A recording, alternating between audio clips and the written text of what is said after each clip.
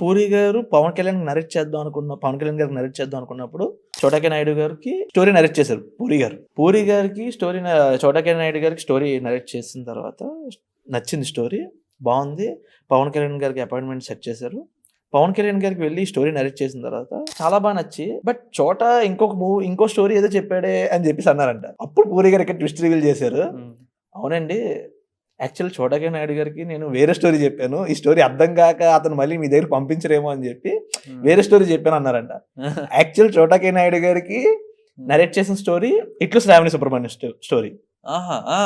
ఆ స్టోరీ చోటాకే నాయుడు గారికి నచ్చి పవన్ కళ్యాణ్ గారికి పంపించిన తర్వాత పవన్ కళ్యాణ్ గారి దగ్గరికి వెళ్ళి బద్రీ స్టోరీ నరేట్ చేశారు పూరి గారు. సో అలా చోటాకే నాయుడు గారి దగ్గర పవన్ కళ్యాణ్ దగ్గర ఒక గేమ్ ప్లే చేసి బద్రీ అనే సినిమాని స్టార్ట్ చేశారు.